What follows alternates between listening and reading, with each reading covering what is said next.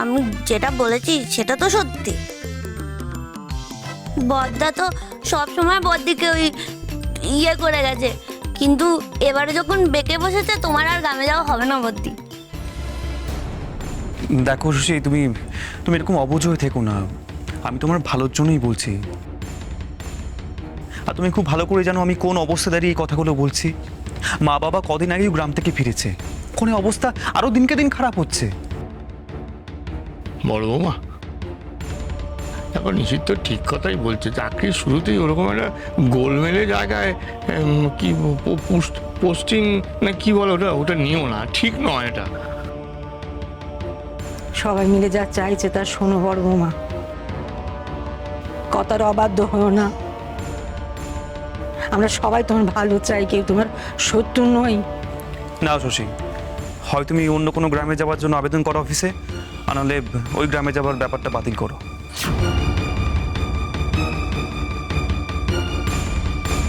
বদ্দি, তোমার কপালটাই খারাপ, তোমার আর গ্রামে গিয়ে চোর পেটানো হলো না। বদ্দাও তোমার দলে নেই। কি হলো শশী, কি ভাবছো তুমি? কিছু বলো। আমি আইপিএস ট্রেনিংয়ে একজন ক্যাডেট হিসেবে ইনডোর আউটডোরে রেকর্ড মার্কস পেয়েছি। সেটা যেমন আমার কাছে গৌরবে, তেমনই আত্মবিশ্বাসে। আর সেই আত্মবিশ্বাস থেকেই আসে দায়িত্ববোধ।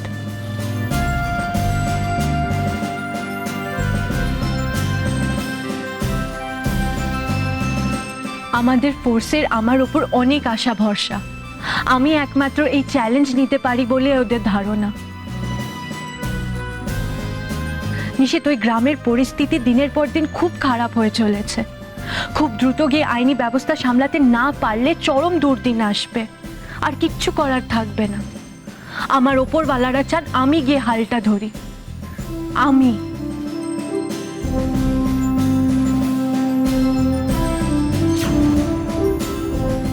অতগুলো উচ্চপদস্থর মানুষ আমার উপর ভরসা করে আছেন, তাদের আশা ভরসাকে আমি কি করে নষ্ট হতে দেব?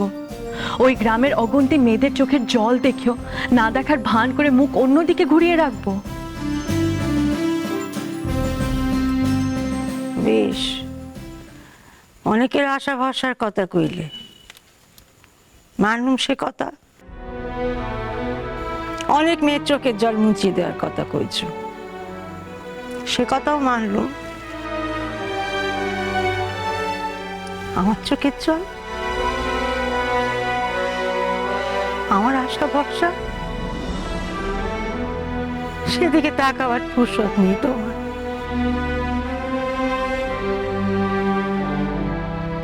আমার কোনো কিছু চাওয়ার কোনো দাম নেই তোমার কাছে।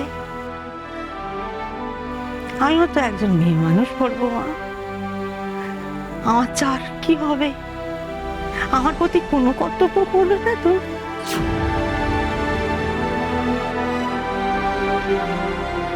মা, আমি আপনার সংসারের বড় বউ, নিশীথের স্ত্রী।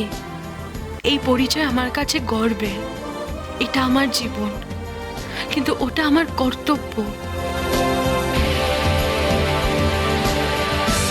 কর্তব্য করতে করতে যারা দেশের সুরক্ষার কাজে যুক্ত আছে তাদের জীবন কি নষ্ট হয় না? তাদের পরিবারের মানুষরা কি কষ্ট পায় না? পায়। কিন্তু তারা কান্নায় ভেঙে না পড়ে সেই বলিদানকে নিয়ে গর্ব করে। সেই পরিবারকে দেশের মানুষরা সম্মান করে, স্যালিউট করে। মামাকে খুশি মনে অনুমতি দিন না। দেশের জন্য এই কাজটা আমাকে করতেই হবে। তুমি বোধহয় ভুলে গেছো বড় বৌমা, তুমি একজন মেয়ে মানুষ। ঘর সংসার, স্বামী, শাঁকা সিঁদুরের অনেক দাম আছে তোমার কাছে। তুমি সন্তানের জন্ম দেবে না?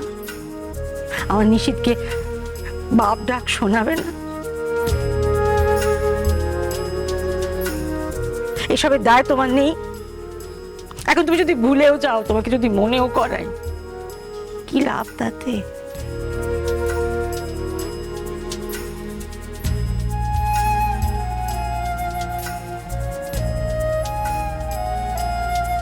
যাকে যা ভালো বোঝো করো। আমি আর কি বলবো, আমি কিছু বললি তো তোমার শোর, নইলে তোমার স্বামী আমার সঙ্গে কথা যুদ্ধ জুড়ে দেবে। তোমার কথা হলো বেদবাক্যি, আর আমি হলুম গিয়ে পুরোনো দিনের মানুষ, আমার কথা হলো পুরোনো দিনের মানুষের বোলাপ।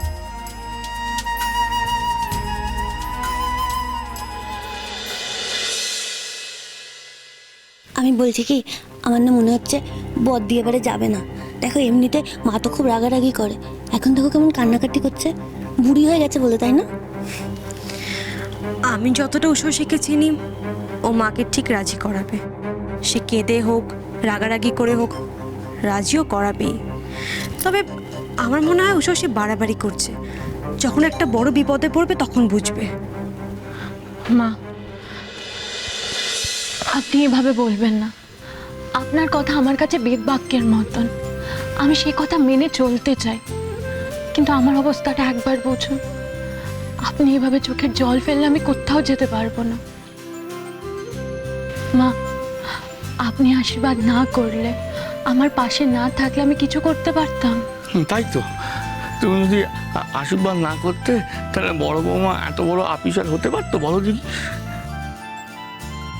এখন তুমি যদি কান্নাকাটি শুরু করে দাও তাহলে কি সেটা ভালো দেখায়? বড় বৌমাকে যখন যেতেই হবে তো যাবে। তুমি বরং হাসি মুখে যদি বড় বৌমাকে যেতে দাও তাহলে সেটা ভালো হয়।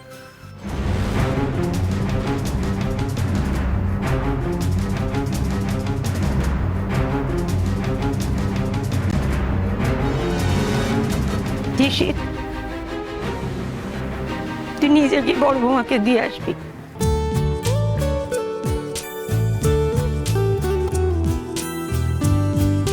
দেখে নিস বাড়ি গাড়ি টাড়ির ব্যবস্থা ঠিক মতো দিয়েছে কিনা, সবকিছু নিজে দেখে নিশ্চিন্তে হয়ে তবে ফিরবি। ততদিন গণেশের দোকান সব সামনে নেবে।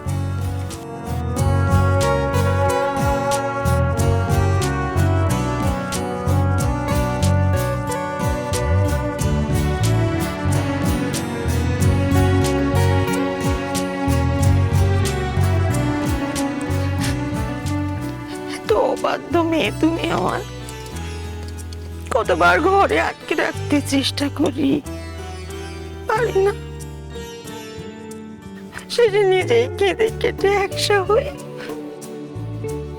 সব মায়েরাই বোধহয় এমন, সন্তানের কাছে সব যুদ্ধে হেরে গিয়ে এভাবে বুঝি আনন্দ পায়।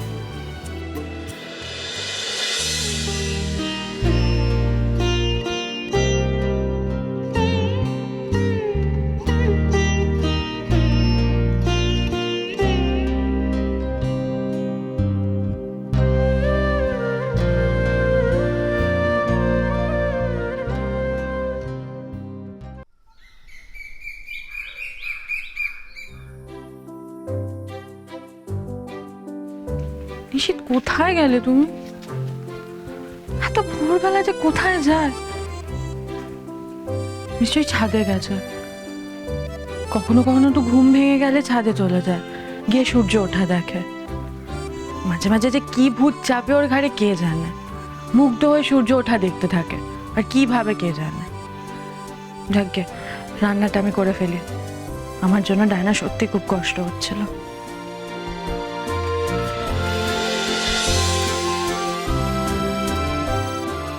কি নিশিত, তোমার মাথা খারাপ হয়ে গেছে নাকি? কখন থেকে উঠে তুমি রান্না করছো?